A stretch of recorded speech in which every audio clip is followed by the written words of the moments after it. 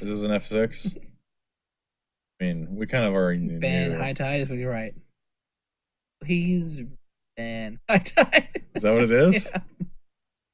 That's funny. If anything, we're just building the highlight reel that we can send to WotC and say, just like James expressed, these are the reasons why you should reban High Tide if you need one. Let me play it once. Let me spec Okay, a 1K roll with up. it. Are you gonna play the one or I think there's a 2K here August 2nd. The next Common Pauper? Ground Cup. Yeah. I think the first Common Ground Cup. Yeah, it's here. I gotta win that trophy. No, yeah. I have to. High Tide Mirror sounds really bad. Definitely. Oh yeah, Hippo's not happy with the High Tide estate. That's all right. We'll hear about it on the podcast. And you can see the body language clearly in a defensive pose. It's almost a trauma response. Don't say. This is an interesting format, I think. Despite what we're seeing right now, the solitaire player popping off, but Hippo obviously very animated, and we can hear his commentary through the door.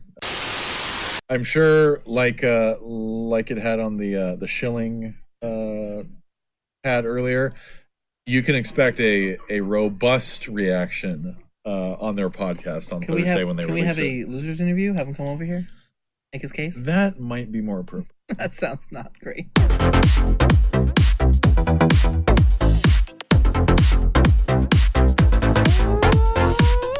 Welcome back everybody to the episode of the Common Ground Podcast. You're back in the Pauper. This is episode 81. I am your co-host, Cameron S. Schindler, joined as always by the moved in, probably not unpacked, but the moved in. No, not quite. Thomas Gunn. What's going on? Oh, hey, buddy. Not too much. I'm just really glad that we've got it all moved in. Huge shout out to the boys, including James, who helped me move.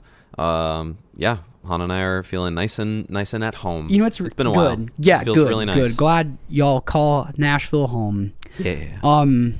I showed somebody an in clip of one of their podcast episodes. It was a funny in clip, and when I got in my car the next time, it just started the next episode, and it was like in the 20s, so it was forever ago. Yeah.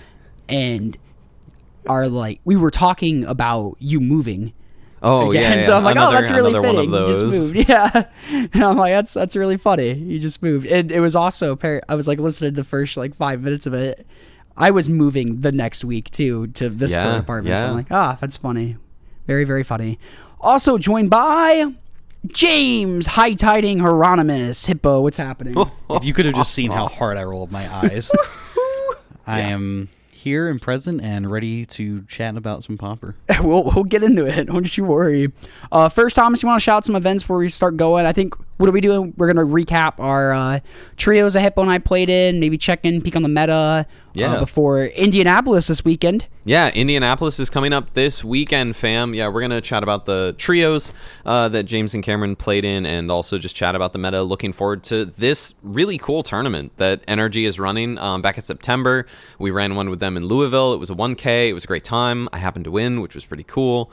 And then this one, they're like, yeah, let's run it back. Let's do another one. So we've got this coming up in Indianapolis this weekend at the NRG Series event. It is on Sunday. Our event, this Pauper event. Comments at the Capitol, it is on Sunday, June 29th at noon. All of the information is in the description below on your whatever app you are listening to. And it's going to be a great time. I'm really, really looking forward to it. I know you guys are looking forward to it. I'm getting those kind of excited thoughts throughout the day of am I gonna go this direction in what deck I choose and what I know my sideboard cards gonna I know what you're gonna play. I know what you're gonna Are you playing Terra? I mean, you're just gonna play Terra. It's crushing right now. Yeah, probably. I'm probably just gonna play Terra. Yeah. I'm really looking forward to it. I don't know if I'm gonna play 8 blasts. I might, but I don't know. Either that, I also think having a ton of Pyroblast might also be a really good choice for this tournament too. Terra can't play Pyroblast, right? I mean, it can, but then it has to be a little worse, in my opinion, than Mono Blue. Yeah, but if this past weekend is any indication, then I will pack as many Pyroblast as, right, what if I just played Mono Red with 8 red blasts on the board? Yeah. That sounds pretty good. And then I just need a way to play around the Weather the Storm decks. But I'm probably gonna play Terra. But I'm still thinking about some other stuff. I got some red decks I could play. But no, I'm really looking forward to that. We're all looking forward to that. Our buddy Derek Smith is coming up with us, alum of the pod, and I think we're gonna have him on to recap afterward. Okay, good. This is weird. It's our first team trios post pod. Yeah, without Derek Smith. Or did we have Centillus on it the first time? I can't remember. We had Centillus on, and then we had Derek on after that. Yeah. So Indy Sunday is going to be a great time. We're going to be there. Sign up. We'll be there. Yeah. Sign up. Go sign up. Register. There's like half of the slots over half of the slots are taken up. Hippo, are you bringing 64 Vintage cap? Oh yeah. Cool. Yeah. I'll bring my John Tubert. I'll have my Thomas cube too. Really? Yeah. I'll bring the Thomas cube. Sick. Yeah. Let's get some cubes in Saturday night, y'all. It'll be fun. It'll be a good time. Also, while we're quickly talking about Cube, huge shout out to a friend of the pod, Anna Squidly Inks on Discord, for getting selected for CubeCon. Yeah, the Boomer Cube, as y'all will know it from when we talk about it from time to time. But its official name for CubeCon is the Vintage Cube Retirement Home. Yep. Yeah, really really cool that our friend got her cube selected. So, yeah, very fun cube. It's kind of it's like non-powered, like legacy modern from like circa 2015, I would say. 2015. But like with some like Surveil lands, Teferi 5, like some things to help in gameplay. Yeah. A lot of fun like classic history of Magic format staples combined with the cards that have kind of gotten power crapped out of the current vintage cube. Yep. So and it just like really, really like just so many banger cards. Especially if you played Magic that era or enjoyed watching old coverage, you'll see lots of good heaters that are actually powerful in the cube too. I love playing the red deck a lot in the cube. Yeah. She also just updated the cube too. So exciting. Yeah. Yep. It'll be very, very fun. It is very fun. Will not play it at CubeCon because I can play it whenever I want to. There you go. I think I might go take my free trophy. That's not the spirit of CubeCon. Please. If I'm trying to win, if I'm trying to day 2, you're going to tell me that I shouldn't just go grab my trophy. Yeah, it's pretty lame. All right. It's really lame. I don't know. I think that's totally fine. Playing against 7 fresh people, who have never drafted that cube. Or you could just play a cube that you don't have opportunity to play ever. That is also true. Yeah. But if I'm depends on what your goals are. Yeah, depends if I'm trying to win a cube or not. Yep. Well, I guess. Shall we get into Team Trios recap? Yeah, let's get into. You want to start with the recap? Sure. Mine will be really quick. I didn't go because I had to work. Crazy. So I was FOMOing it up at work, but I got to watch the coverage. Oh, there is VODs. Fun. You can watch VODs on YouTube. Yeah, the link is floating around on Discord. Game Night Columbia, Tennessee is the YouTube channel. The link will probably be in the bio of this. It's somewhere in our Discord too. If you're not in, go join that. It's really fun. We just had a bunch of people join. Shout out to Will for shouting us out on Reddit. Yeah, I noticed that. Welcome in, everyone. I said that to y'all before we started. I was like, holy crap, there's so many people that's influx this weekend. Yeah, really cool. Thanks to Will. Yeah. Thank you all. So big thank you to Steven, the owner at Game Night, and all their staff, Kyle especially for being like behind the scenes and making sure we stream. We couldn't do the Common Ground Cup without Kyle. We couldn't stream these team trios without Kyle. So big shout out there. Big shout out Steven for he puts every single dollar back into the prize pool. Correct. Yes. That's awesome. He doesn't make a dime off of this event. Because he knows people are going to purchase cards from him. He's awesome. And you don't get a lot of owners that are willing to listen to the player base too and just say, like, hey, the legacy players are really passionate, the Pauper players are really passionate, and then you could just rotate between modern and standard for these trios event. And that's what he ends up doing, or whatever like the RCQ format is. I'm sure once Pioneer's the RCQ format, it'll be Pioneer Pauper Legacy, so shout out Steven for that. And also one more shout out, Tristan and Spencer for doing commentary. Yes, they crushed it. It's looking really dapper, I might add. Very, very dapper. Just want to throw some shade at Tristan for calling my deck the stupid Gates deck that Cameron was playing. One more thing before we get too into this. The Upstate New York was this past weekend as well, correct? Yeah, the Upstate New York event was this past weekend. They raised a bunch of money for the Trevor Project. Let's go. That was part of it's a charity event, so yes, yeah. Shout out, that was their charity, the chosen choice. Great charity, in my endorsement. So yeah, if you also join the Discord, you could see they're doing a raffle for some cool little prizes in there. Let's see if we can get that link from Mitch and put that in here too. That'd be really cool. If the raffle is not over, if not, you won't hear this. Who wants to start the recap then? Now we got all the shout outs and stuff. Hippo, do you want to go first, or do you want to? You're gonna get heated. Should I go first?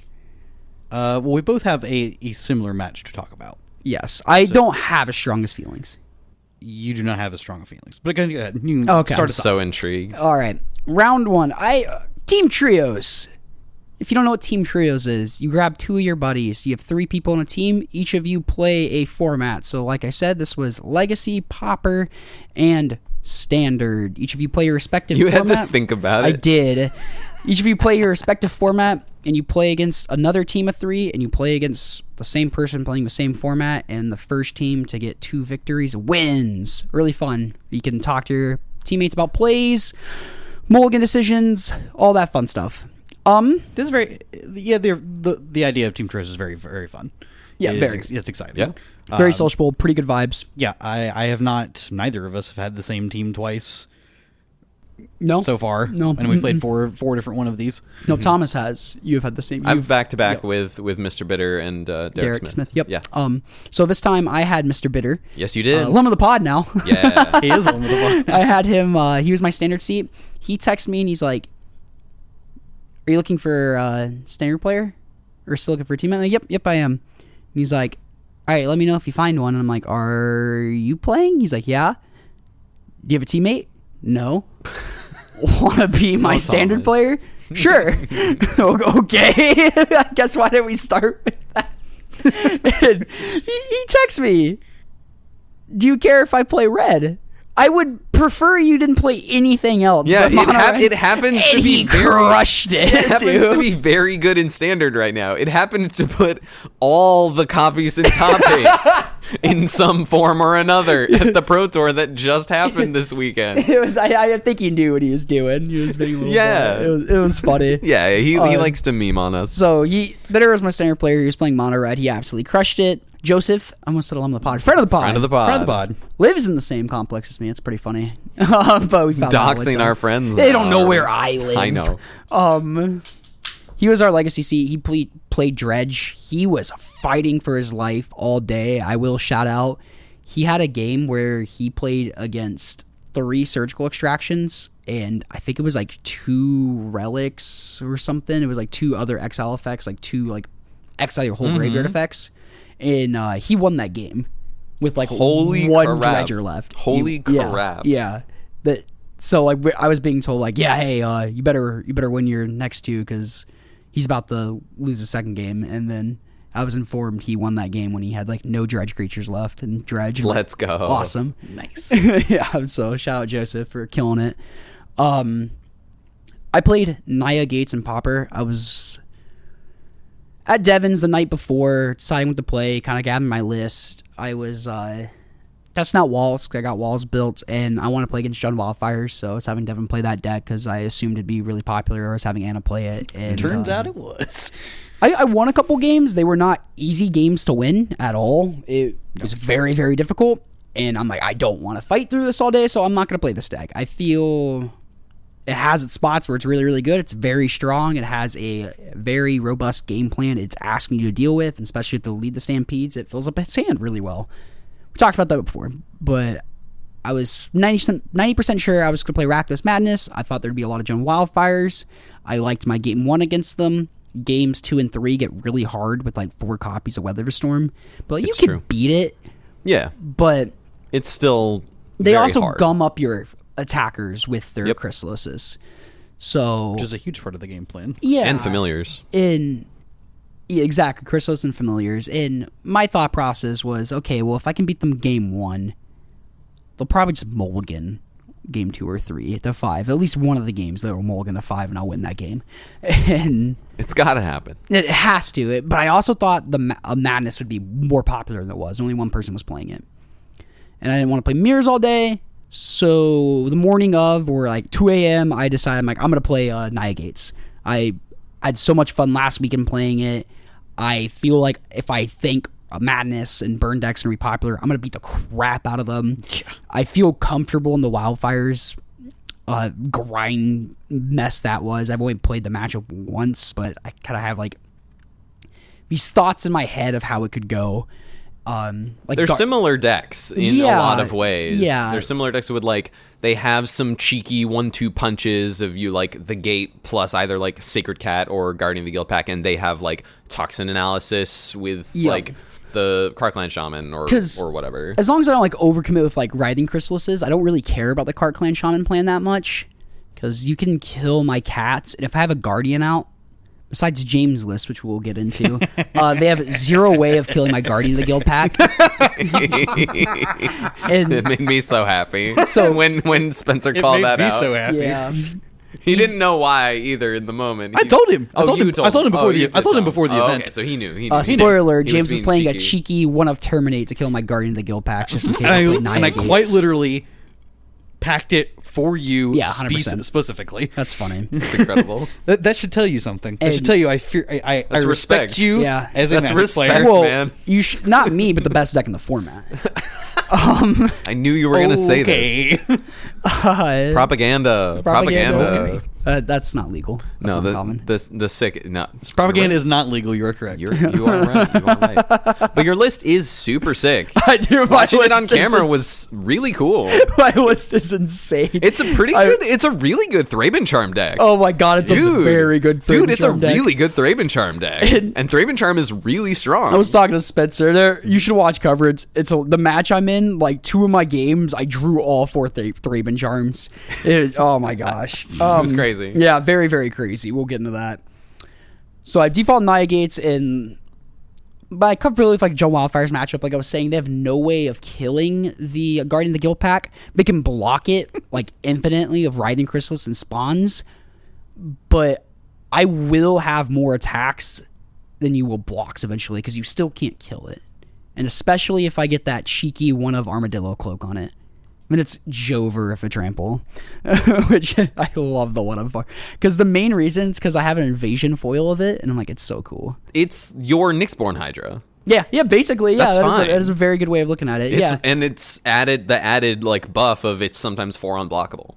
Pretty sick. Well, it's just I can't put Nyxborn Hydra on Guardian, so it's exactly this gives it that trample effect from it. All right, round 1, I pair into Carl.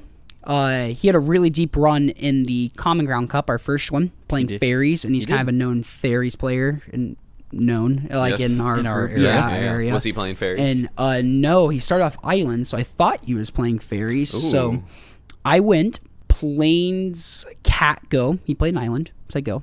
I played a tap gate and played a Thraben Inspector, tapped, said go. He played a second island, said go. I played Basilisk Gate, and I'm like, I could play a 2-drop here, or I was thinking about Basilisk Gate or tap land. So I'm like, I play tap land and a 2-drop, or I could play Gate and pump up the cat, and I'm like, just pump it into the counterspell. Yeah, exactly. That's what I'm thinking. Like if he's holding up Counterspell or Spellstar Spray. Yeah. But now again, I'm like, wait, Spellstar Spray wouldn't counter the 2-drop right now. And I'm like, I'll just pump the cat. So I pump the cat, swing, and then on my instep, he plays one of the arcane draw cards. I'm like, oh, crap. Here we go. So yeah, it turns out he was playing High Tide. Gotcha. That's where we are. I was 1 turn short of killing him of Naya Gates, which is a matchup I would never expect to win. So being 1 turn short was kind of impressive. Well, that was your aggressive start. With the 1-drops. Yes, exactly. And so he ends up comboing me off. I'm kind of letting him play through it. And I've never actually played against a deck, so this is like good for me to see what's going on. Okay, yep, you can splice multiple arcane spells onto one, or you can splice on arcane multiple times with different splice and arcane spells. Can't do that. Didn't really quite understand like the infinite thing before, so now I've got to see him do that. Okay, you shuffle and stuff with Stream of Thoughts, and that's how you get like your draws and your untappers. You keep those in the deck. Okay, got it. Do they play 2 Stream of Thoughts to shuffle a stream into the stream? Yes. Yeah, that's what I thought. So as he's eventually like, I lose interest, and I'm just watching Thomas play his game. He was also losing to blue-white, so it wasn't that funny. I'm just watching him top deck like a land into blue-white control. So I'm like, they've got like 2 temporary lockdowns with a bunch of cards under them. I don't like, even know. So I'm like, whatever. So he eventually makes some fun of mana stream of thoughts. Me, I'm like, all right, cool. Game 2, I bring in I think 2 relics and 4 red blast just to get those counter high tides. Get to a point where I have 2 red blast and I'm able to keep 2 red mana up and just keep pumping something every turn. And the last turn he had to live, he tried to combo off, and I just said, nah. Exactly. No. Hydro Blast, Red Blast, whatever it's called. You know what I'm talking about. The one that counters blue spells. Yes. The one that your deck can cast like consistently. Had lots of stuff to take out because... turns out removal spells are not great. Yeah, I really wanted to play against the burn spells. Yeah. Or the burn... Well, my removal spells were terrible because Lightning Bolt hits face and Thraben Charm can exile graveyard. That's so true. I was... More of the cards I really hated were Honorable Scout because I had one of those main deck. 2 Sorelli Gatekeepers... Because that's just 4 mana, 2/3 gain or 2/4 gain 7, and then like the Armadillo Cloak wasn't that good. And yeah, then, just a 3 mana plus 2/2. Yeah, and I think I might trimmed like Guardian the Guild pack because again 4 mana 2/3. Yeah, don't need to be doing that. Not great. I think I kept it in 1 because it was actually almost relevant with the Giga Drowse. Game 3. Also 1 turn short of killing him when he starts a combo off. At one point, I could present lethal and tap out of Red Blast, and he put me on 2 Red Blasts though, so I think I pumped once with a cat, go to combat, and he miscounted how many gates I have, so he was at 7 and my cat was a 6/6, so he Giga Drowsed all 3 copies of Giga Drowse targeting my cat, because he's like, if you have double Red Blast, which I had, I'd lose, but he would go to 1, not 0, he miscounted, so he could have beat me but that turn if he just Giga Drowsed my red lands. But I think he untaps and ends up having a turn of High Tide, I counter, Merchant Scroll, grabs High Tide, next turn he starts going off, and I'm just like, how definitive, like, how definitive is it right now? And he's like, honestly, not very right now. I'm like, okay, and like, he's comboing for like 30 seconds, and my teammates informed me they have lost their matches. I'm like, okay, thank God. I don't have to watch you fizzle or watch you win or whatever it was going to be. Who knows? So who knows who would have won that one, Carl? It's up in the air. It probably wasn't you 100%. He would probably. Carl's great. He's a really nice guy. I was making lots of jokes with him, calling his deck bullshit and stuff, and making sure I'm like, and afterwards I'm like, okay, you know I enjoy you a lot. He's like, oh yeah. And I'm like, okay, man, good games. Like, shake his hand, give him bumps or whatever. And I'm like, deck sucks though. And he was good people. He was actually Steven was playing. He was on Steven's team, and Josh was their standard player, so that was really fun. So not the most fun time I've ever had playing Magic, because game 1 I just kind of like watched him go for a little bit while I watched Thomas play, and I don't know, am I supposed to concede there? Probably, when he has 3 High Tides, and you know, but yeah. Oh, Hippo's feeding. Hippo's got words to say. I will save them. Yeah. So we lost that one. Round 2 we got the bye. Wonderful. So we're feeling pretty defeated. It's like, you know, came in to play Magic. Well, guess we got the bye, which is good to get the bye that early if you get the bye. Yes.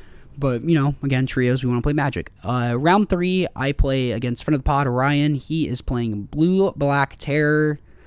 He loves this deck. He's like big on the sneaky stackers. Oh, yeah. Game 1, he gets me. And I'm kind of starting to feel like a little bit like, man, every time I play team trios, I always underperform. I always do so well at our Pauper monthlies, but every time I play trios, I just can't buy wins to save my life.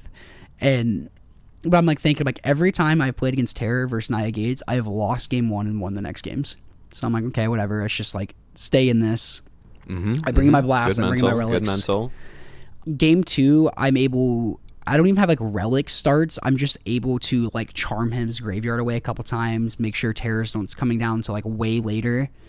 Eventually close out the game. Not quite sure remember how. Maybe a Guardian of the Guild pack.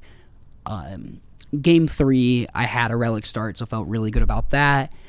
I have to I was able to hold on the relic pretty early because the whole game I'm counting how many instants he has, how many lands. I want to keep him off terror, so I'm able to like main phase, H-Harm, exile like 3 or 4 instants from his graveyard instead of popping my relic. So I'm just like keeping this relic up. Eventually at some point I have to pop this relic. Eventually gets a terror in play and some sneaky snackers. I have a Guardian of the Guild pack that he has to chump, and he's able to chump it with sneaky snackers. Yeah. Yep. Ooh, Yep. ooh, like 2 sneaky snackers, and like if you're not pumping up the Guardian. Yeah. So Interesting. we get to a point where I'm just pumping Guardian swinging, and he only has 1 snacker in play, and he blocks with it, and I'm like, all right, next turn's lethal. Do you have Brainstorm? And he's like, I do not. And goes to his draw step, and just like, yeah, you got this one. I'm like, sick. And he's like, you're unblockable creatures, man. He's like, you're unblockable, unkillable creatures. I'm like, yeah. So we got there against Ryan's team. That was 3. Round 4. I'm on coverage. I do believe. Yes, this match is on coverage. But against front of the pod, Matt Carthel. Looking very spiffy, I will Very say. dapper. His Team Feds. Team Feds, they cheat, wear earpieces, so they can hear us. So they can listen into commentary. So hear They've got us. commentary in their pockets. Kidding. They're not real earpieces. It's a joke. Yeah, So they dress all spiffy and wear earpieces. Pieces. Why can't I say that word? Because you really want them to pierce their And they ears. were declared the honorary winners again. Yeah, we'll let them They think were. that. Yeah.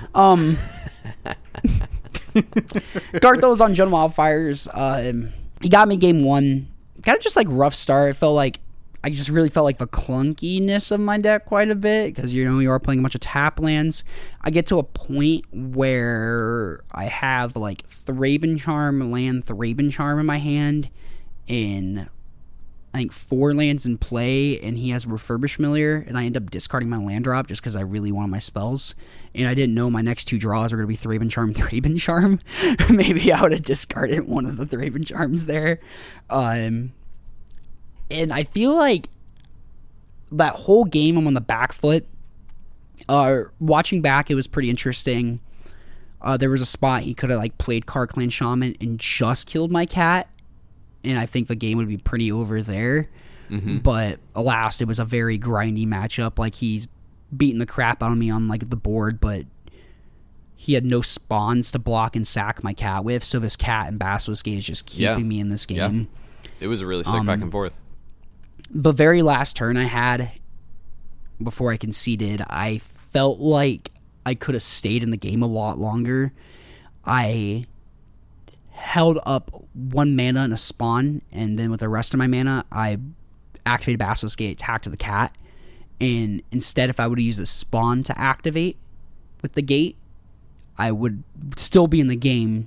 So I passed the turn with the land up and the spawn up, holding up Thraben Charm to exile his graveyard, because I cannot let him like buy back with this Blood Fountain.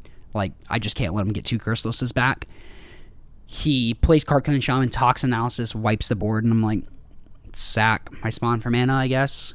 And he has Blood Fountain mana up too. And so, sack spawn for mana. He's like, yep, go to combat. And I'm like, yep, go to combat. He hits me for 2, and he's like, activate the Blood Fountain. I'm like, okay, yep. My only hope was him waiting on my end step to do it. And I did show him I had Thraben Charm in my hand, so maybe I shouldn't have done that, because I was very frustrated with drawing 1,000 Thraben Charms. And so maybe I shouldn't do that, and he wouldn't play around it. Who knows? Maybe. But I would like to say he just makes the right play anyway.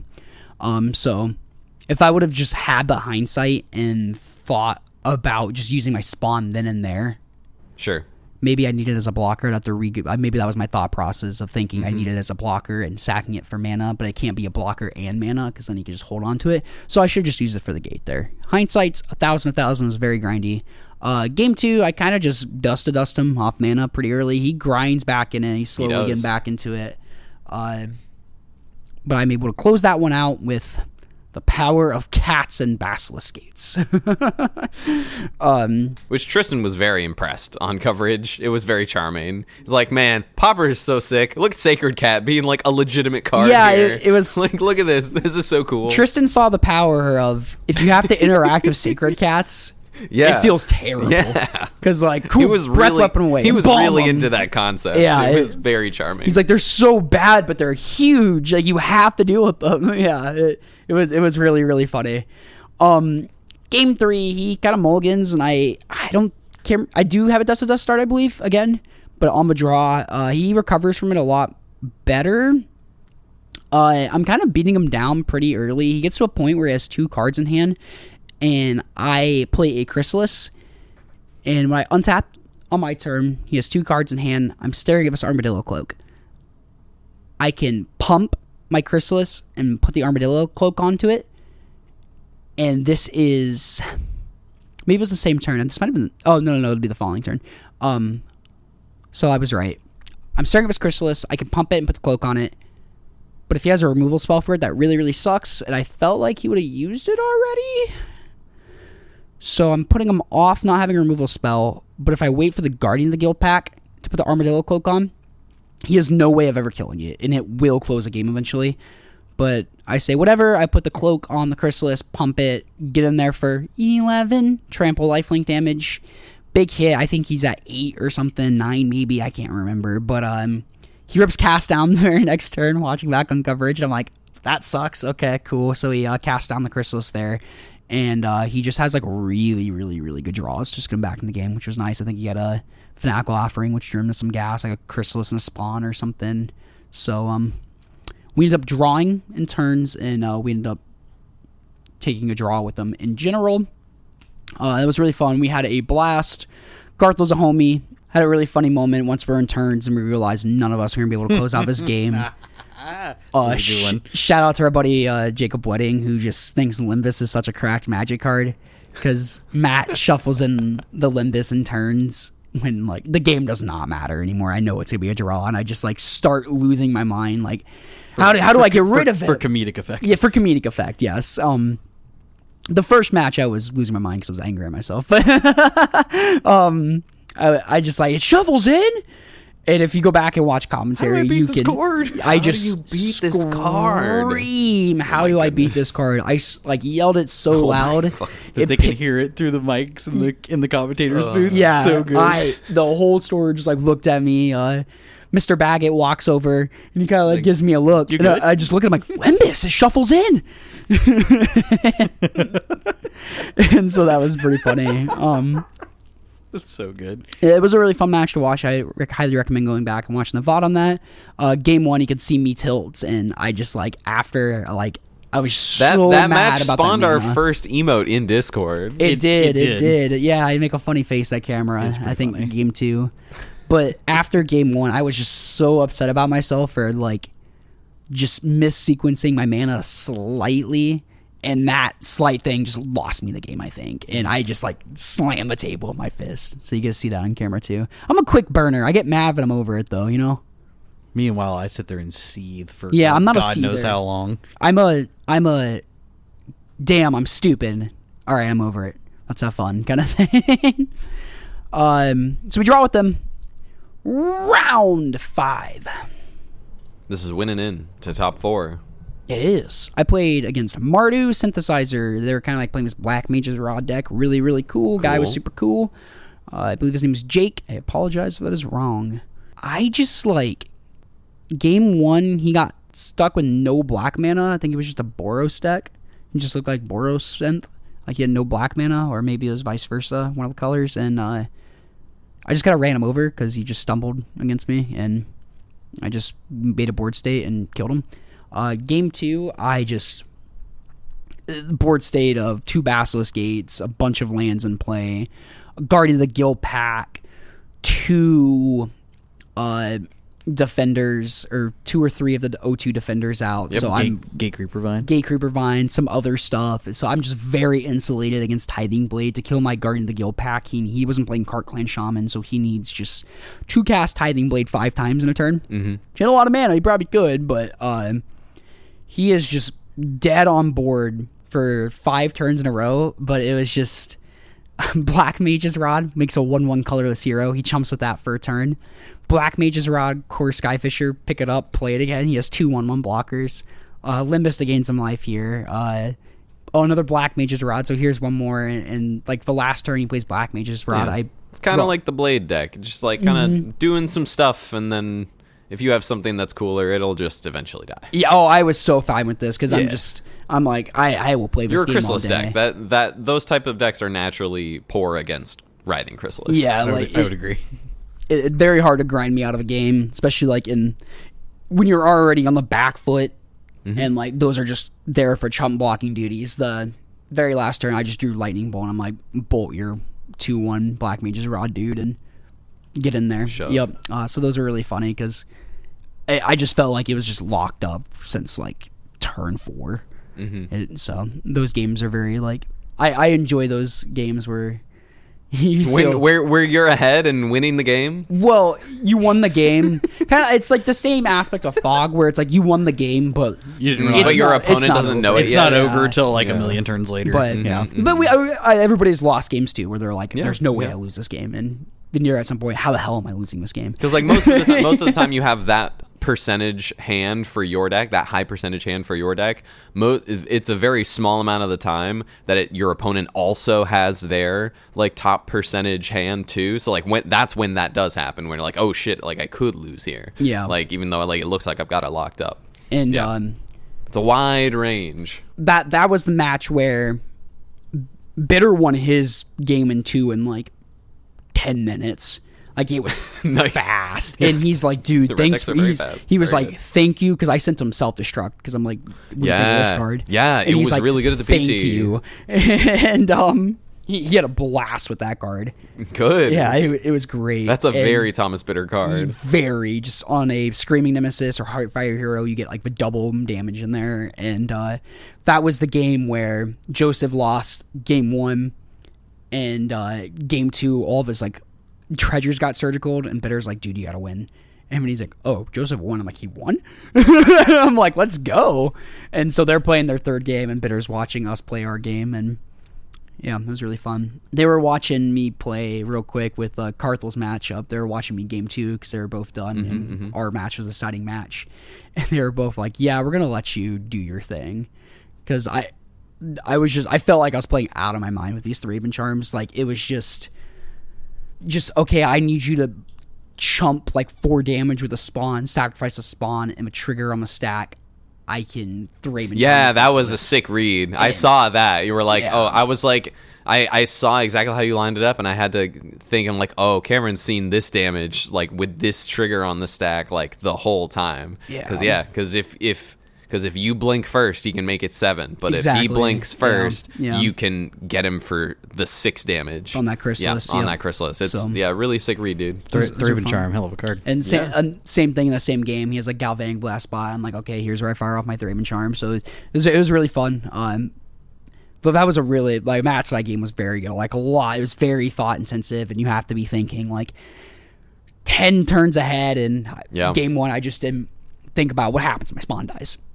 Yep. So, yep. And I lost. We ended up drawing that one. But, so anyway, our team makes it in the top 4. We decide to split the top 4. We each got $110. That was really dope. And we went and cubed at DNA's afterwards. Devin Bananas. We did. Boomer Cube.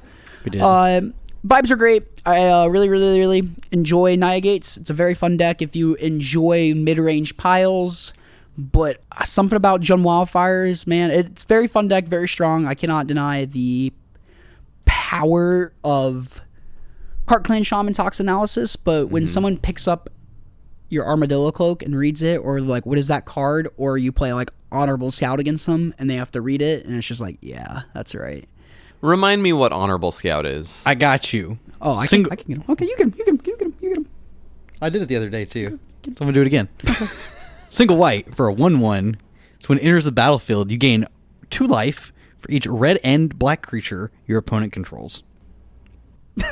What? Yeah. Whoa. Okay. It's a 1 of in the main deck, 1 in the side deck, because I don't know, I have 4 Rumbles, or 3 Rumbles, 4 Rumbles, and sure. That's 4 every Buglers. card out of Madness. That's like that's every creature in Madness. That's every creature in the red deck. Yeah. So I thought there'd be more red in the room. Familiars and pack dolls if you really want to, but you don't have to. Probably not there, but not dead against John Wildfires, but not amazing either. Yep. Probably not the best. No. Very cuttable in that matchup. Really, really like the deck. I think you beat the crap out of the burn decks. You have game against John Wildfires. Like last week where Anna, I played against her at our locals, and she never drew a Writhing Chrysalis. She had zero way of contesting with this Guardian of the Guild pack. And I think Matt was able to contest it as much as he did because he was playing Eldrazi Repurposers, the 3-mana one.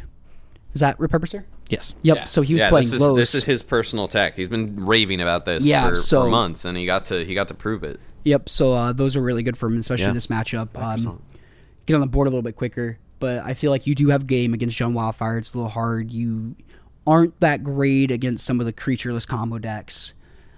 You could probably figure your way out against elves or walls where you have some removal and a clock to back it up. But really fun deck. You beat up on mid-range decks, I feel like, and you beat up on burn decks if you enjoy that kind of stuff. And just pumping a cat is a drug. Putting an armadillo cloak. On Guardian of the Guild pack. So fun. I feel like you beat up Terror too, honestly. Yeah, I was about to ask how you felt the Terror matchup was, because like if the Guardian resolve, that's really, really hard to get through that. I played against the variety last week, and like very similar.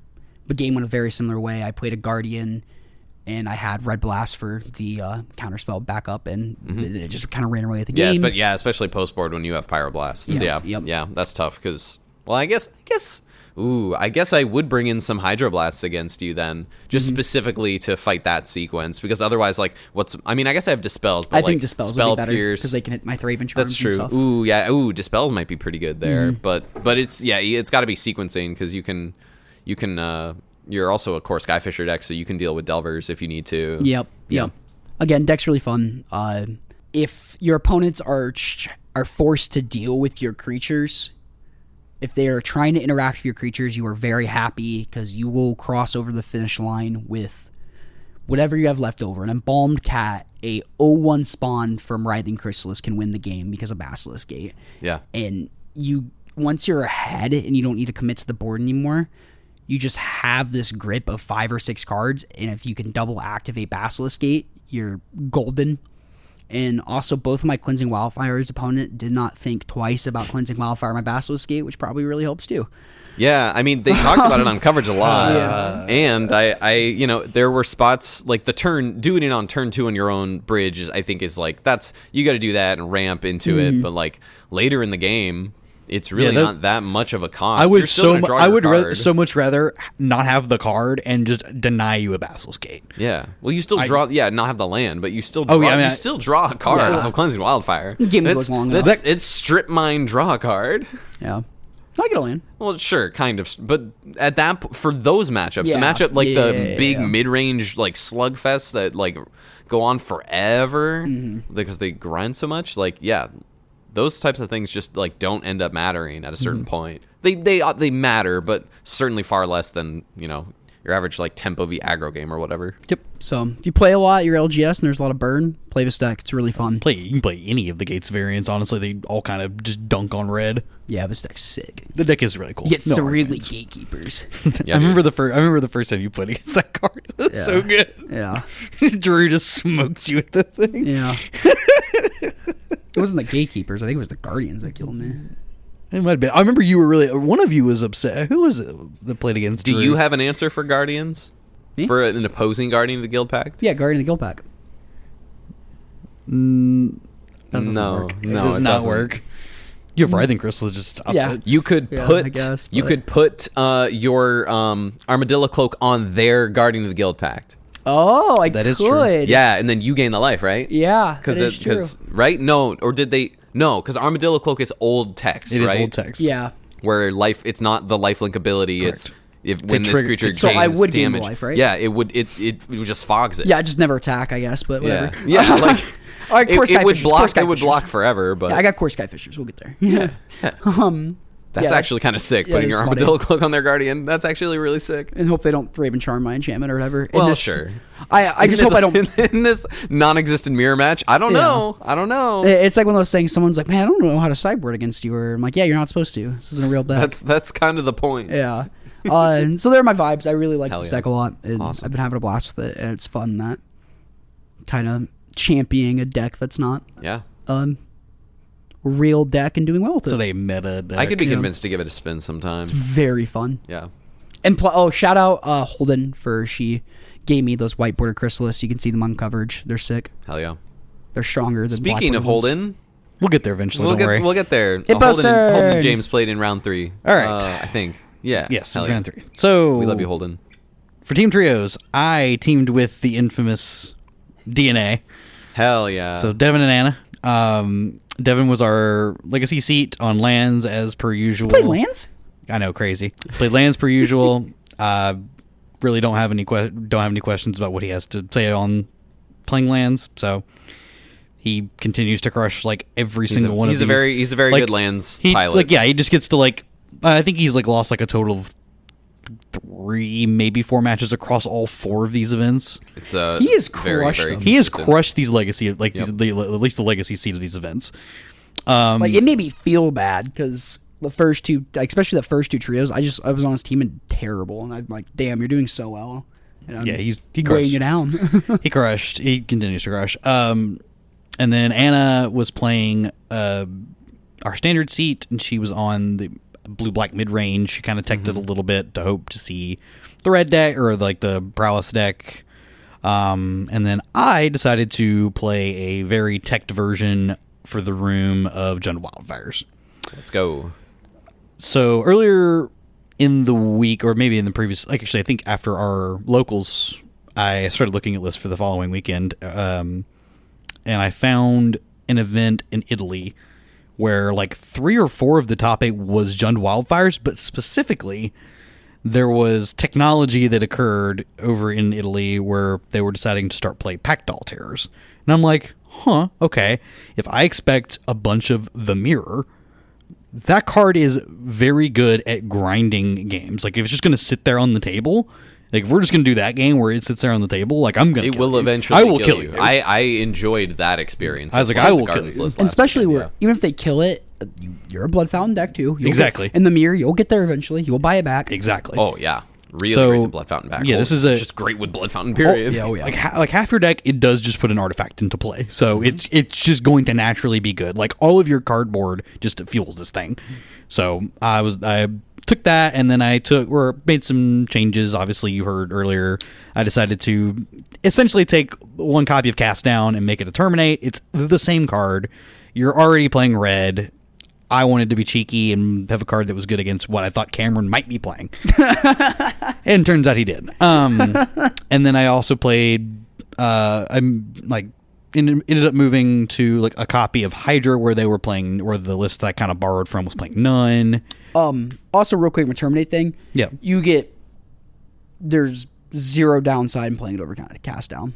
You can argue the restrictive casting cost. That is the only reason I didn't play more copies of it. Is I will find myself in a position throughout the day where I don't have a red mana. It's turn 1 or turn 2. I'm sure if you're playing 4 of them, that would happen. Yeah, that's why I only played the 1 copy. Your deck churns through. You're going to see most of your deck if the game goes long enough against a Guardian deck, anyways. Yeah, so you're just going to find the copy of it. Yeah, the core engine. Yeah, the core engine just mana fixes you at its core. Yeah, and you're a Cleansing Wildfire deck, so you're just naturally have red anyways. Your goal is to have red mana. Yeah, so it's totally all fine. your bridges are red. You have the landscapes. You just have mountains. So it's I was like, okay, I'm just gonna play the copy of it. It's not gonna hurt anything. And then Pulsar Marasa was also an include from their list. I cut down to 1 copy to play something else, or to play the Hydra. I want to say play the single Toxin analysis in the main. They were playing no copies of Toxin in the main, which was that's kind of weird. And I was talking with Spencer, and I mentioned, I was like, I'm going to move 1. I was thinking about moving 1 to the main. It's because there were 2 in the board, and I was like, I think I'm going to move 1 to the main. And he was like, yeah, that seems like a 2-1 ratio of Krark Clan to Toxin is probably where you want to be, and which I think is actually a good metric for that. Sure. So I ended up on that with some text for the board as well. Any copies of makeshift munitions? Any copies of makeshift munitions? Yeah, I played one copy of makeshift munitions. Okay. I think that's like just a default card. You kind of just play because it's just good. I like it. I've seen some people cut it, but I really like it. I think you should play it. I think it's just agree. I think it wins the game. It wins the game eventually. Yeah, it's just being a fireball. It also is, it can just... that's how I won one of my games. I think it was against Matt. I want to say I just like fireballed. Or somebody, I don't remember. But anyways, round 1, I sat down across Mardu Synthesizer. Welcome to the game of mulligans. We both mulliganed a bunch. But game 1, once I started to notice what they were doing, I kind of had to be wary of my like total. I was like, I can't really dip below a certain number. I think the number in my head was like, I can't go below 8. Because if they have like Bolt Galv Blast, then I die. Also, actually, no, what's the number? Maybe they're playing Black Mage's Rod. Yeah, they're also playing Black Mage's Rod. So I had like a number in my head. I was like, I can't really go below this, or if I can try to fight it, because I also had Limbus in play. I was like trying to fight between keeping Limbus in play and like pressure up further threats, and being able to deploy my own threats and all that good junk. Eventually, once I cast my one copy of Pulsum Ross, I was like, okay, I can't lose the game. And now I just need to really turn the corner quickly. I was just like, Chrysalis, kill you. Pretty similar game 2. He mulliganed to like 5. Didn't see like, I want to say missed land drops. Didn't really get to have an actual game, unfortunately. So I just kind of ran him over. Round 2, I played against one of our friends, Jacob Wedding. I handed him at the beginning of the day Red Black Madness to play because he was the Pauper player for their team that doesn't really play Pauper. He's the Limbus joke you've heard. So it was also very fun for me to get to play Limbus against him. Game 1, I did win. I cheekied him pretty fun. It was pretty good. Ooh. Turn 3 to a Chrysalis, and then turn 4 a big Hydra. No. 2 separate threats. I kept them separate. And I just like swing for 9 on the following turn. He's just like, okay. He's like, block the Chrysalis, take the Hydra. And I'm like, before damage, I'll toxin analysis the thing, gain 5. And he's just like, oh, that's pretty good. And I was like, he's like, why aren't you being nice to me? And I was like, I'm not supposed to be nice to you. I was like, I'm here to beat you. This is my format to lose. And then cut the road. Yeah. Spike Hippo. We were having fun. There's some banter going. I know. I'd also never sat down across from him. There was a long-standing joke that like I don't actually play constructed magic. Oh yeah. And so actually finally getting to sit across from him and play a constructed game and teach him how, and then teach him the Pauper streets. Yeah, teach him how it goes. I played against him twice and it was very fun both times. Yeah, I enjoyed playing against him. It was very fun. That was probably the most fun I had all day was that match. Nice. Heck yeah. Really? Probably, yeah. Just like banter specifically, really, I guess was probably the biggest part of that. And like the match is fun. Like it's a fun matchup. Yeah. There's a lot going on. There's a lot going on from both sides. I just thought it'd be your coverage match. Oh, we'll get there. Don't you worry. Game 2, he did get me. Just kind of did the thing. I just didn't have enough going on. And then game 3, we are the last match going for my team. Shocking. This one was I like turned 2 to a campfire, and he had never seen this card before. Or not turn. Sorry, I didn't turn to a campfire. I cast a campfire off of a Writhing Chrysalis and immediately activated it. Oh heck yeah! I was just like, play Writhing Chrysalis, sack both these, make this bigger, play this, activate it, go. And he's just like, what is this card? And he's like, you don't even have to sacrifice it. And I'm like, no. He's like, it's just gonna gain 2 every turn. I'm like, yeah. And so we did the I'm gonna activate this every turn for like forever, and then eventually I like had a Weather the Storm for like gain 15. Yep. We ended up going to turns. It was a draw. He did say in our friend Discord that he would have if that had played out he's like, oh yeah, you so got me. And I was like, I agree. And then round 3, this is one that you can find that I played on coverage against our friend Holden. She was on High Tide for the event, which I knew. going in. I did not know. I did know. I thought this was very very fitting to be the coverage match for the round. I'm pretty good friends with Spencer, and they wanted to see the Jund deck on camera. So they're like, "Oh, we'll just get Hippo because blah blah blah blah blah." And I was just like, "Oh no," because I knew. And I was just like, "Oh no, this is going to be so bad." And if you've been listening for any length of time, you will know my utter disdain for that collection of cards. I will preface this. I will preface this by saying that everything that comes out of my mouth is in no way a reflection of my opponent. Yeah, we love Holden. We all three of us love Holden to death. Indeed. So this is nothing against my opponent. And Calicai's is all right. And No. and so I love you, Jake. I let this play out on camera because I wanted there to be video evidence of how disgustingly miserable this is as a player experience. Holden will tell you that is a miserable player experience. Even being the one doing the thing, it's miserable. You can see how many game actions or how long are my game actions in total across the match. They were at most 5 minutes. Yeah, played a few at lands, most 5 minutes. Played some cards. It's like, yeah, I played like 2 threats game 1 and that was it. Cool. None of my actions mattered. They don't matter game 1 anyways. Like, you're just gonna lose from the Jund side.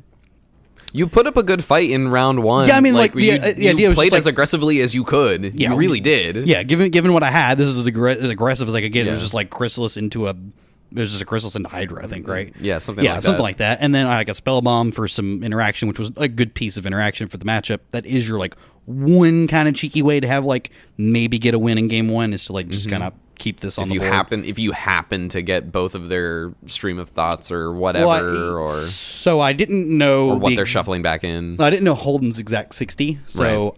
I played around. I don't remember whether the card Flood of Recollection is an instant or not. So in game 1, you'll see me crack the Spell Bomb when there's 3 High Tides in the graveyard. Mm-hmm. This is also a low resource go off on Holden's side. Yeah, yes. So I'm playing around the potential fact that she needs to get more, like even more High Tides than the 3, right? Just to have enough mana to go off in the future. There's a chance you get to untap. There's a chance I get to untap. So I'm like, I'm gonna as soon as there was like a start to go off, I'm like, I'll crack the Spell Bomb now, hit triple High Tide. Like you're not gonna be able to do that to me. Yeah. So that was the idea there. And then I proceed to sit there and just kind of cross my arms and help keep track of mana. Draw on your for however the actual hell long that actually took.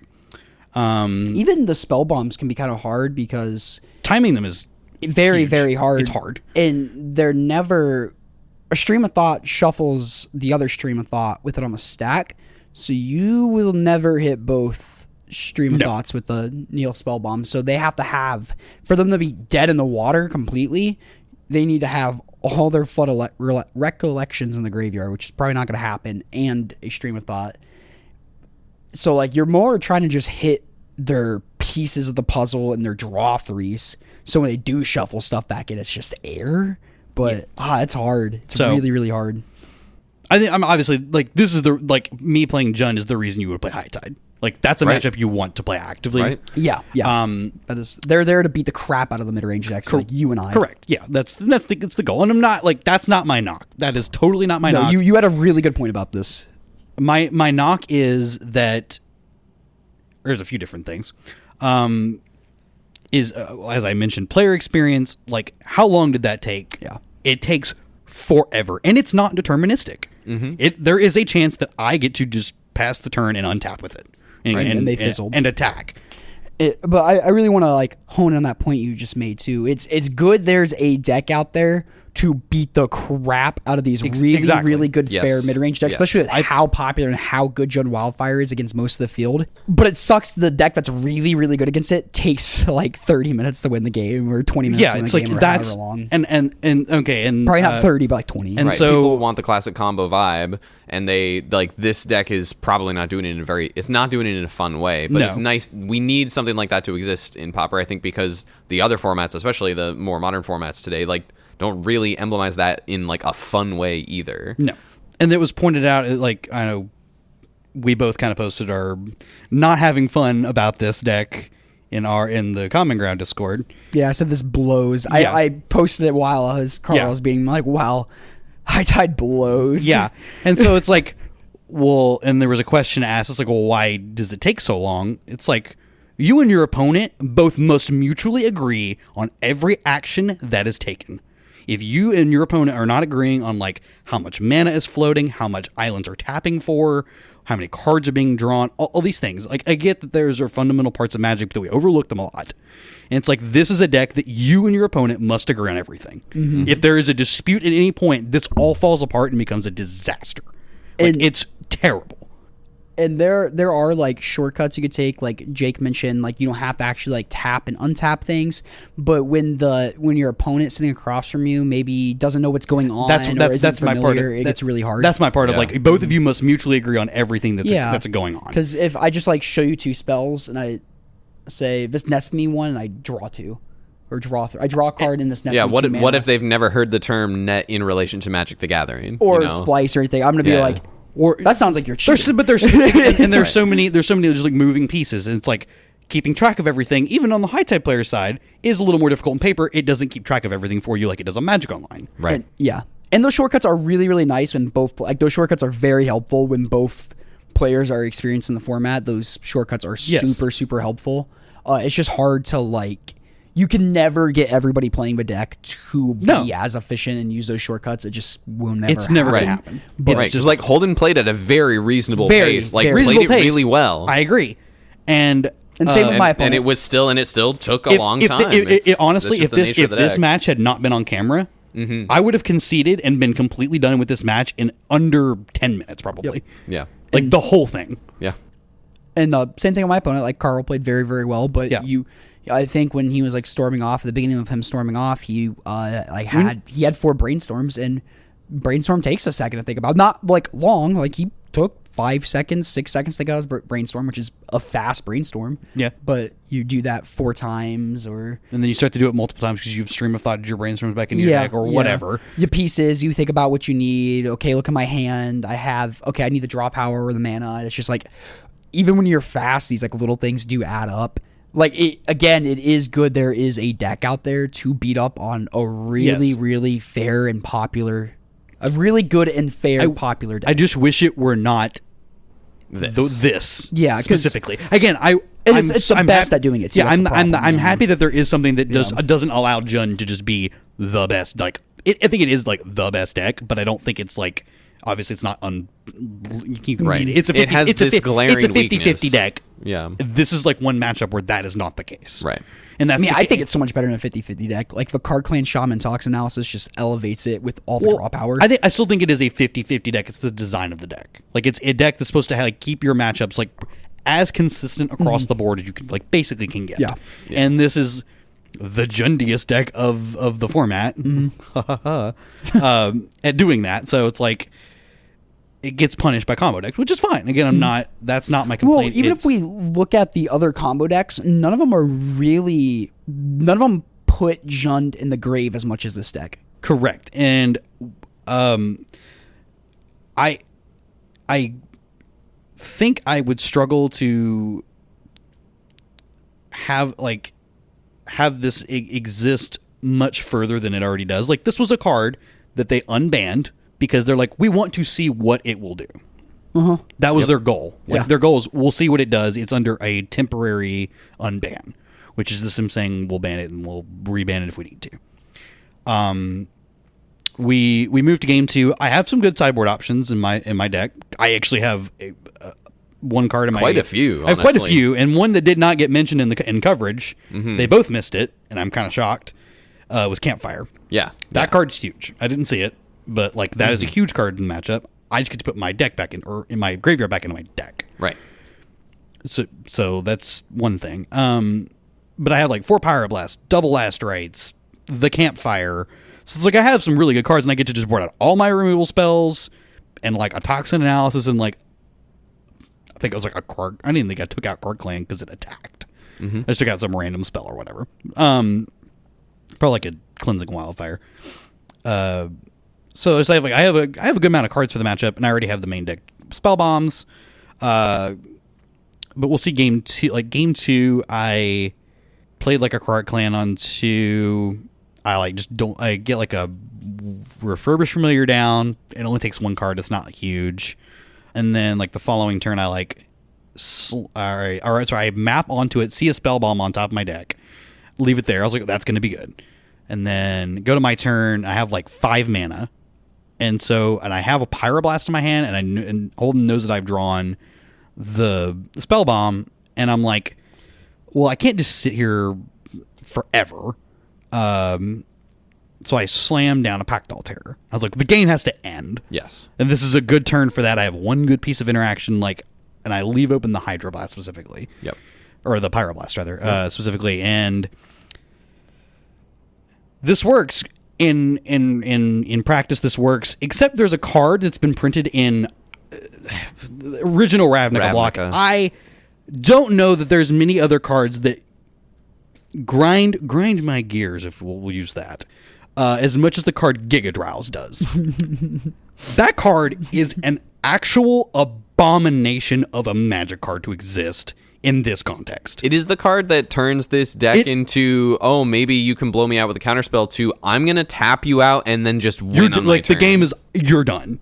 Yeah. It's over. Yeah. You will not. As soon as Holden put the Giga Drowse on the stack on my end step, I was like, yeah, that's it. That's it. It's like the game is over. It's single blue, instant, tap target permanent, replicate for a single blue. So you just like replicate a bunch of copies too against counterspells. So it's insane. You can't replicate puts a new copy of the spell on the stack. Correct. So you need You can't counterspell one of them. So yeah, you would need like a Flusterstorm, basically, as an equivalent to stop this. Like there is no Flusterstorm. Do not put Flusterstorm in this format. Good lord, do not do that. And the play, if you try to play around it, and the game goes long, you don't ever commit to the board to get a clock going. Also, if I play the spell bomb there, the same thing happens. They just tap the spell bomb. Yeah. So none of what I did mattered. Right. It did not matter. Right. If I just never played the Pactol Terror, I'm not progressing the game. Right. The game exactly. goes on long enough, and then saying. so I just strike this balance of okay, well, this is my one turn to land something that is relevant and hold my one piece. The of lands interaction. you played didn't matter. The cards you drew didn't matter. Yeah, none of it mattered. None of it actually mattered. I went back and watched my whole match, so I can see kind of what Holden has in the hand. Also, at the same time, there was some envelop happening on the stream. The match starts at around 3:25 probably. Yeah. So PFP, if you're listening, go watch it back. I'm sure there will be. You can hyperlink specific portions of the video. Yeah. I'll include cool. the link. Put both our anything we shout out in the pod. Then you can DM Gavin Verre and be like. Yeah, I also and Emma Partlow. Actually, no, for real. Seriously, this is why I let this play out. Is I want them to see this. Yeah. I want them to see how absolutely fucking miserable that made me. That was awful. Can confirm. That was fucking awful. Hippo was very. Again, and I was not at Holden. And I was like, I was being very calm about this. Yeah. Obviously, I'm on camera. I don't want to look like an idiot. At some point, you can see me start to get animatedly frustrated. Yeah. Which, at that point, I'm just kind of very checked out of what's going on. Again, nothing against anyone who actually plays the deck. Right. I understand that you are allowed to pick whatever deck you want to play. And there are some people who do have fun. They do enjoy doing solitaire. Whatever. I don't get it. I don't personally understand it. I really don't. But some people just enjoy playing solitaire, and that's whatever. My favorite part was after the match. Anybody that literally was within a 5-foot radius of me had to hear about this because I was just so incredibly frustrated.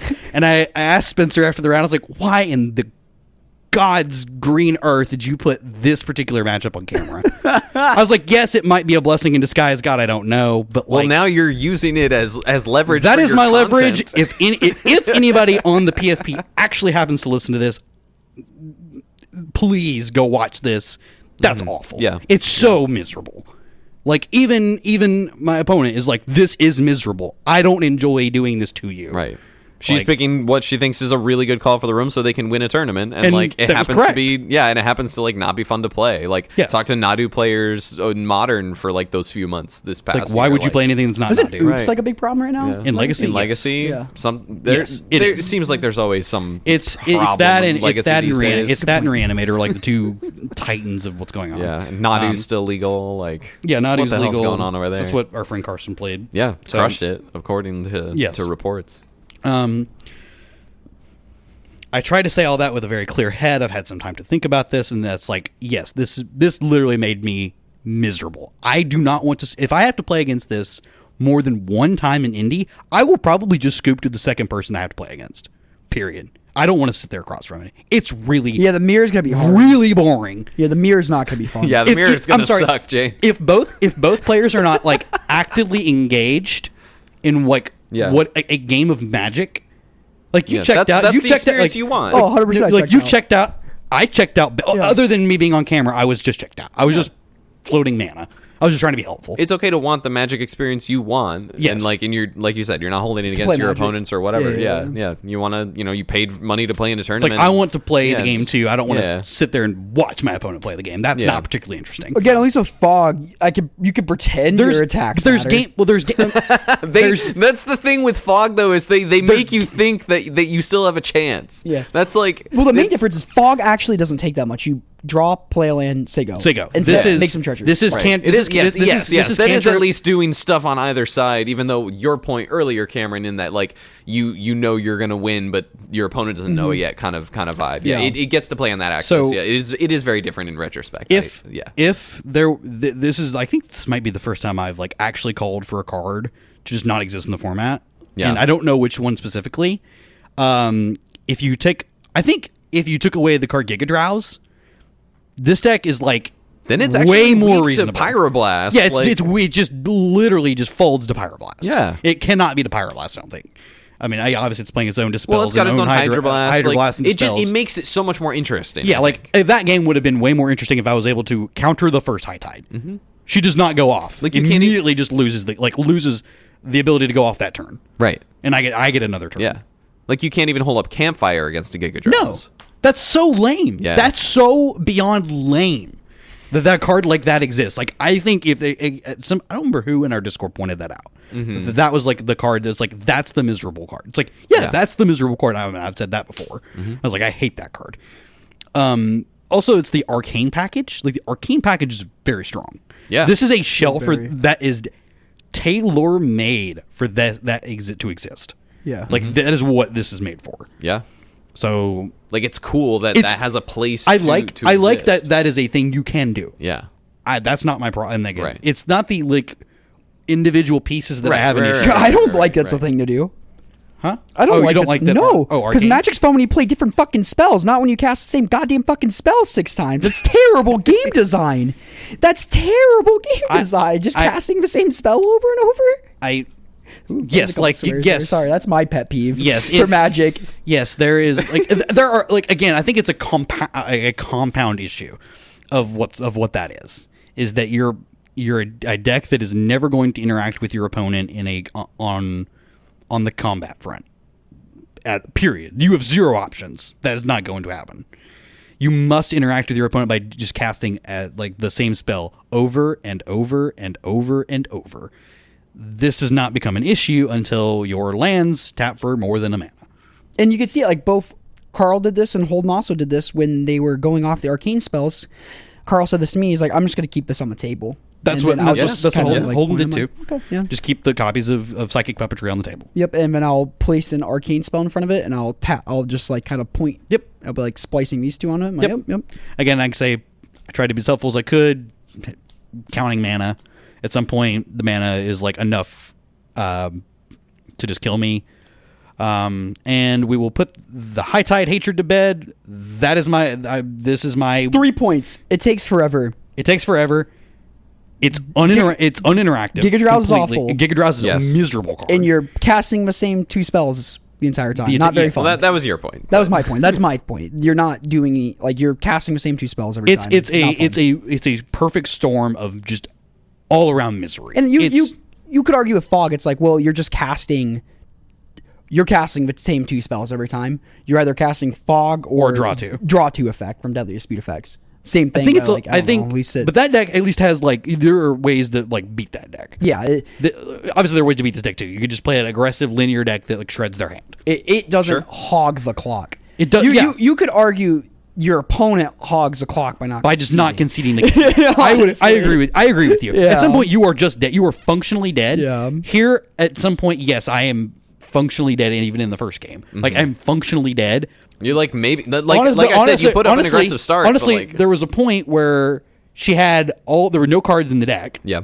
And just cast Preordain, looks at 2 cards and is like, oh, where's my second Stream of Thought? But it's forgotten that it's in the hand. There's so many moving pieces. It's almost a Hippo moment. Yeah, it's like, oh, where's the... Yeah, exactly. But there was the second Stream of Thought. Yes. That is miserable. Again, no shade ever at Holden or Carl. Or people that play the deck. Very, very good meta call. It's a great meta call. Yeah. I tried This is why I was talking about playing a red deck with 8 red blasts. I just as much as sure they could Giga Drowse, but with the red deck you can put a couple threats into play and kind of hold up some extra mana, so they also can't do things they also can't build up their cantrips and whatever, and then also Giga Drowse me or whatever. I can kind of keep up and force them to take action. But even at some point in this matchup, if you watch it, I actually take my little boogie board and actually please reban this card, or the deck, or just in general. It's just please, this is awful. No one should have to watch this. No one should have to play against this. This is just except that you asked people to watch this. Well, I am asking you to watch this for the purpose of. He's asking PFP members. I'm asking the PFP to watch this because this is awful. This is so bad. So round 4. Round 4. Kind of forgot we were in a tournament recap. Oh man, this is my soapbox. Yes, no. This is my soapbox. I'm really glad that you took this opportunity. Well spoken. Do you remember the first time you complained about I had never been. I just got eviscerated. Everybody was giving you so much crap. Nope. I will literally. If anybody actually stand your ground, Hippo. If anybody wants to give me shit, I will just literally. My response to it will literally be a link with a hyperlink with the start of this match. You'll have it come Wednesday night. Yep. You'll have it. I'll send it to you once I splice it. If anybody gives me crap about that, I will literally. That will be my response. No, just when you post it on announcements. Yeah. Thomas be like, if anybody wants to give Hippo crap, watch this first. Just pin that somewhere in Discord. Yeah, that'd be fun. So, for any naysayers. Once you watch it, then you can give them crap, of course. Yeah. That's the requirement. That's the password. So even Calicai's has admitted that this deck is probably too strong. Mm-hmm. His record with it is his record with it is insane. Very. Yeah. It is. He is very, very skilled at these kinds of decks. Yeah. Again, there are people that enjoy combo decks. Yep. That is fine. Yep. That is part of Magic. I like combo decks from here and now too. Yeah. I like playing Brute Skull a lot. Every rain, on occasion, I will see a cool combo deck that I like. Well, that's cool. Fog. You said it's a combo deck. I don't think it's a combo deck. Yeah, it's playing its own game. It's a control deck. Yeah, it's a control deck. If anything, it's a if control anything. Deck. But there's everybody has preferences. This is just not my preference. The whale fin even combo, in the slightest. Round 4, I played against Blue Black Terror. Is that Ryan? Not Ryan. Oh. I played against another team. Devin absolutely dumpsters his match. Okay. As he should, because he's playing against Reanimator. Okay. Anna also wins her match, and I am in the middle. I win game 1 after it's a very long slog. There's lots of removal spells being slung back and forth. They were still on copies of Snuff Out, so Snuff Outs are killing Chrysalises. Eventually, I didn't think I was going to lose necessarily. I was like, eventually I will win.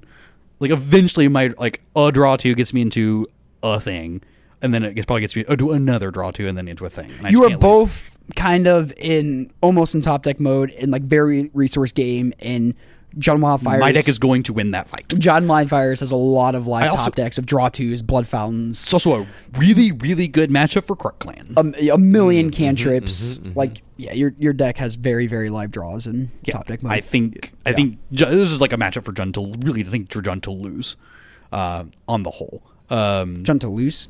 For like this is one that like like you're favored. Like your favorite. Jund is favored. Yeah, Jund is favored. Like the saying, this is your match to lose. Kind of like got you. Yeah. Like this is. I think that's a matchup for Jund to lose. So do you end up getting the match then? Well, my match didn't matter because Anna and Devin both won. Oh, nice. While I was in the middle of game 2. I was up a game. You crushed. My opponent thought they were going to win. I was just like, I disagree with you. But all right. Anyways, so I will chalk that one as a win because I was technically 1-0. Wonderful. I'll chalk that as a win. I'll chalk it as a win. And then round 5. Sounds like your opponent will chalk it as a win too. Cool. Round 5, I played against our friend Matt on not Scintillus, Carthel on John Wildfire. I keep kind of an unhinged hand game 1. This was a fun match to play because I feel as if I kind of like got to outjun the Jund guy. Ooh. And that was awesome. Ooh. Game 1, I kept a hand with, or I think I mulliganed to 6. I think we both mulliganed, I want to say. I kept a hand with refurb, landscape, blood fountain, blood fountain, landscape, and some card. I don't remember what it was. Probably like a 4-drop. Give me something to play towards.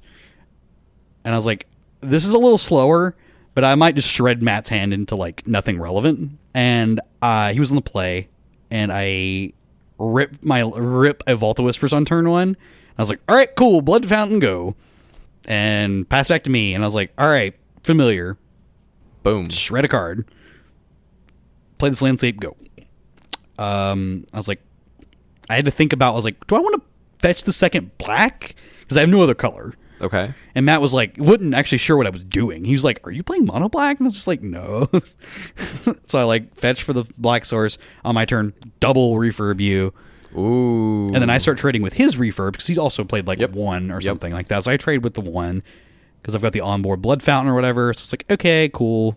It's a grindy game. I play a Pact Altair. He was kind of amazed by the Pact Altair because I think it's very good. Nice. Yeah, just like, it's just a good card. I don't know, like, card's just fine. Kind of a mirror breaker. It breaks the mirror open. Talked about earlier. Yeah. I also packed some cards in the sideboard for the mirror match specifically. I packed a Thorn of the Black Rose.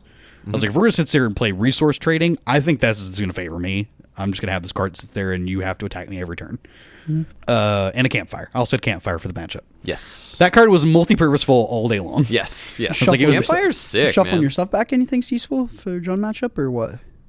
Yeah. Okay. I didn't know. Oh, yeah. That was worth It's yeah. insurance. It's like insurance that it's like a mega blood fountain. Yeah, it's insurance like is a scam. So you are correct. I agree. And then game 2, like, I just gave him the business. Like, I just showed him how to. I was like, this is how you do this. This is pretty bad. Damn. I was like, I'm gonna get aggressive. I was like, this is not gonna go very long. I was like, I'm going to like beat you down. And that's what I think that's how you should play the matchup. I think you should like, if you can take the aggressive stance, you should take it. Like, and that's what it does. Like, I took the aggressive stance of like turn 2 refurb into turn like 3. I don't remember. Probably played like a removal spell on like one of his creatures, and then like turn 4 Chrysalis just beat you down. Yeah. It's like you're going to die. I was like, I'm not going to give you a chance of reprieve to like not get through this.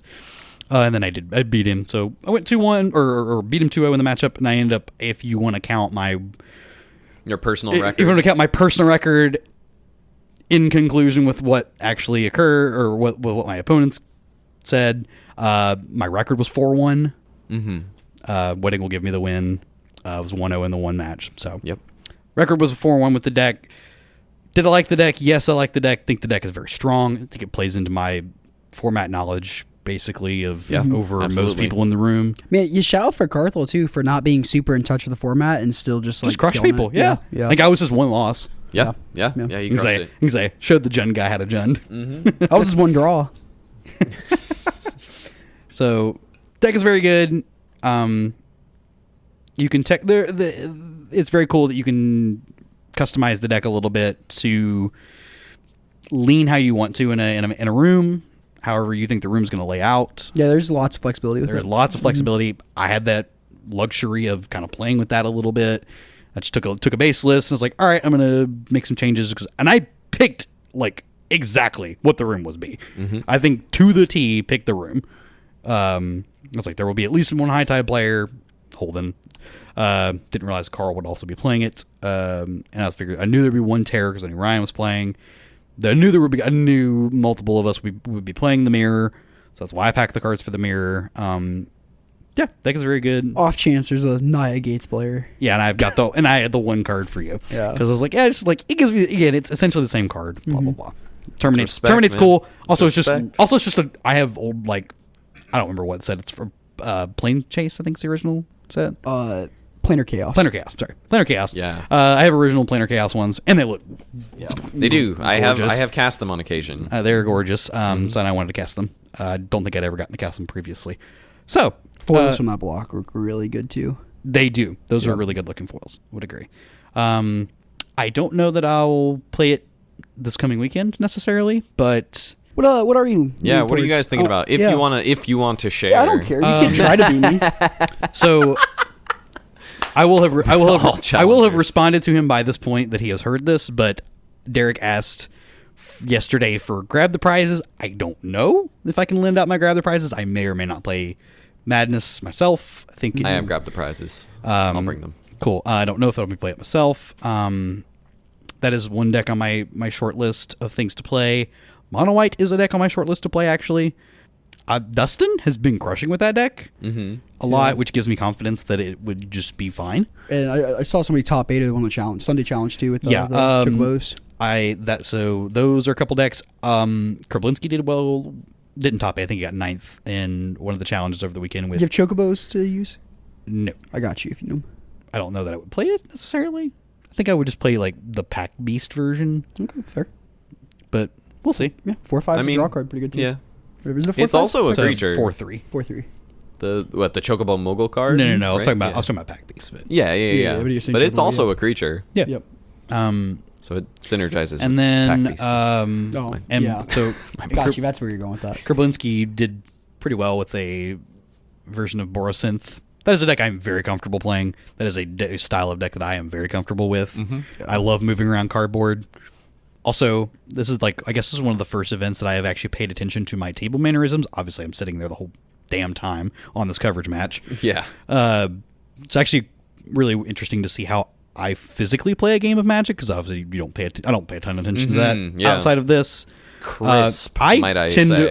I play very crisply and you do. cleanly. You do. For the most part. It's one of the reasons I really enjoy playing with you. Not only because we're friends and we have good games more often than not, but is that why you guys argue what's on the stack? When I know, we all know what's actually happening on the stack, and when I don't board out my win conditions, they tend to be pretty good games. I would agree. But yeah, this is interesting to see how I play at a table.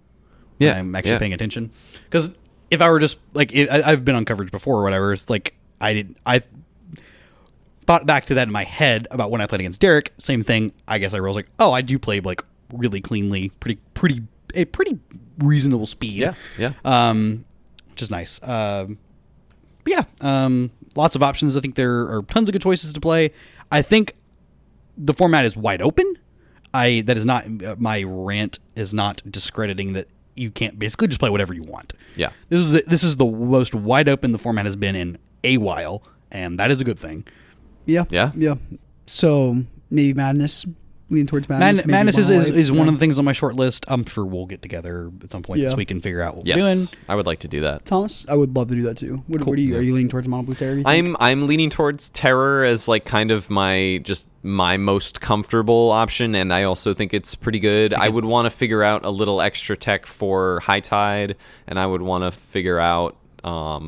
I would just need a little refresher. I've been busy with moving. High Tide, I think. Yeah, your deck's one of the decks designed to be High Tide. Is in favor of being High Tide. Quick Delver and hold up Spell Pierce to spell counterspell. That does seem good. I'm just wondering if I want do I want a third Dispel in the board maybe, because I'm cutting the 7th and 8th blast for a couple Murmuring Mystics just to have in like the grindier matchups, because I do really like Murmuring Mystic, and I have these awesome 11 bird Pokemon cards that our friend of the pod Rigel gifted to me to use for Murmuring Mystic bird tokens. Heck yeah. They're all water type birds. You know the Charizard I use as a token? Yeah. No clue where I put it.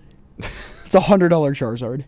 Oh. No clue where I put it. Might want to track that one down. Yeah, I've been looking through deck boxes and I'm like, I don't know where this is at. It's a little concerning.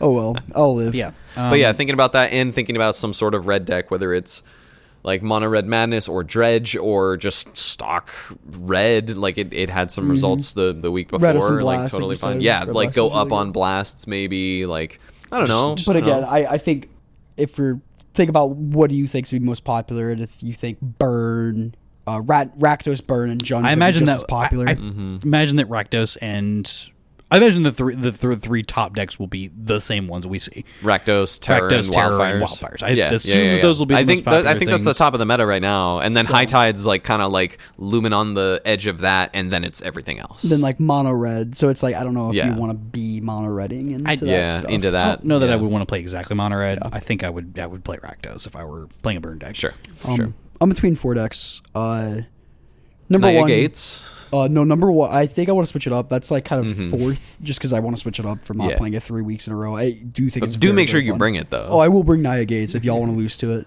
Pick up games. Give you a Sacred Cat beat. Here's the thing. I know to Cleansing Wildfire your Basilisk Gates. Well, now they do too. Now they do too. The cat's out of the bag. Tilt. No, the cat's in between your legs. But Yeah, he is right now. So number one, Black Green Fog, I think is what I'm leaning towards most.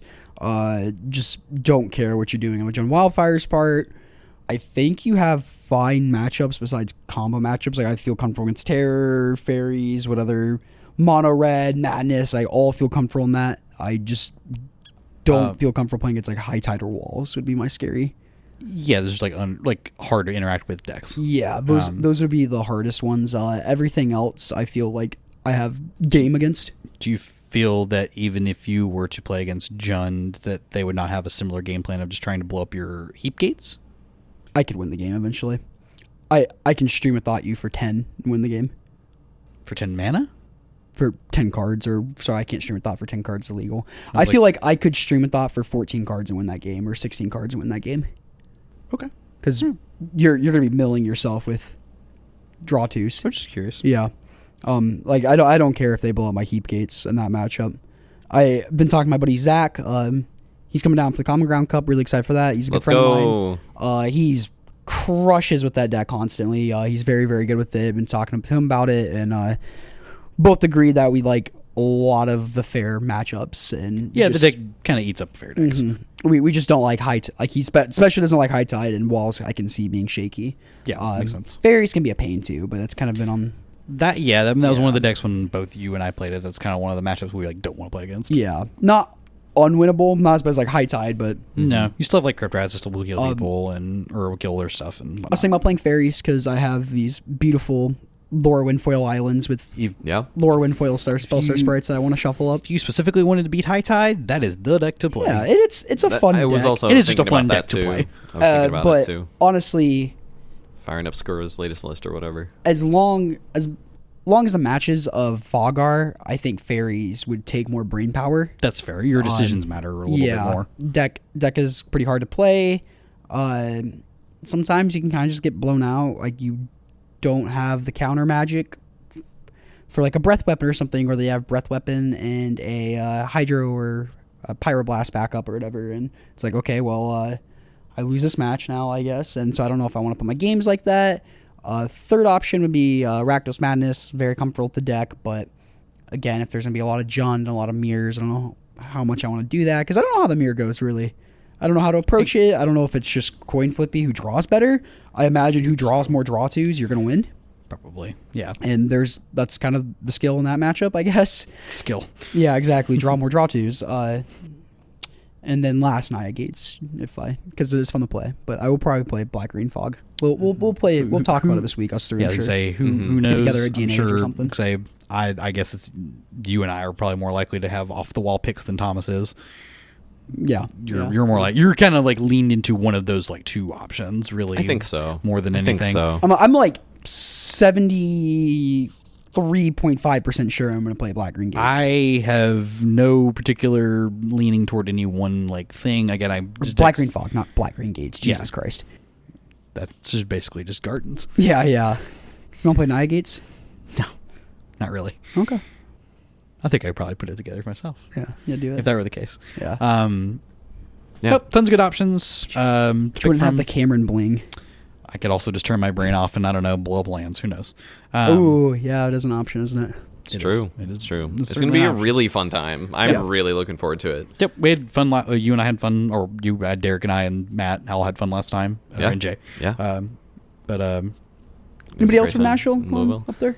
I know that Dan Centillis and alum of the pod Michael Foll are teaming together in the Team Sealed event on Saturday. There's Correct. a Team Sealed 10K of Final Fantasy. That's a very powerful limited team. That is a very powerful team. Is it a 2-day event? I think the way that this is not going to sure. line up is that they play. Oh yeah. Some of the drafts, like the top 8 or however, because there's multiple team drafts that have to happen in the playoffs of a Team Sealed event if you do it that way. So yeah, but it's cool you get that many drafts in. But I think they're doing that on Sunday morning. That would probably make more logistical sense. The whole trios thing starts on Sunday.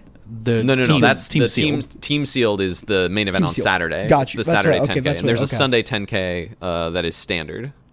Okay. Going on over as the main event of Sunday when we're there. Sorry, I was half listening. No, you're good, you're good. I texted Centillis to be like, hey, Pauper Sunday.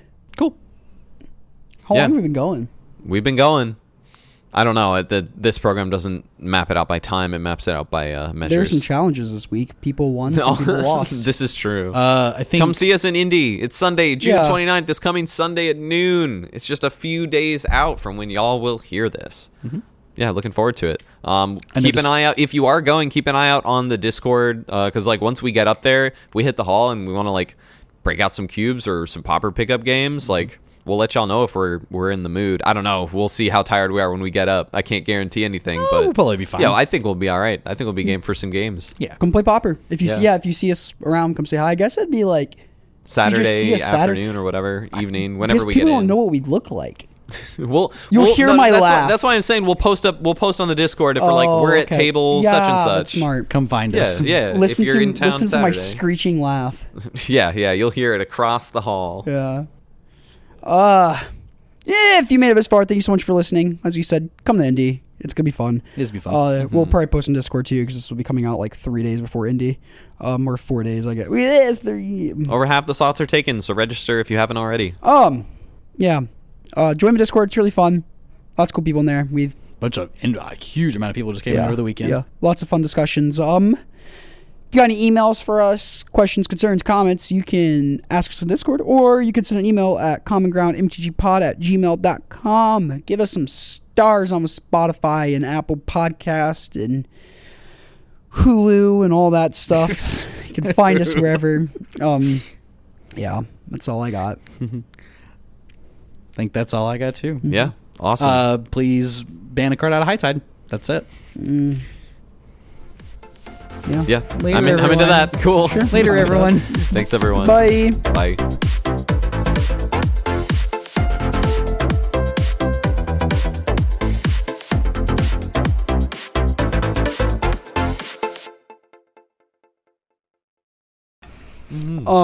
It was funny. I was talking to Full, and I'm like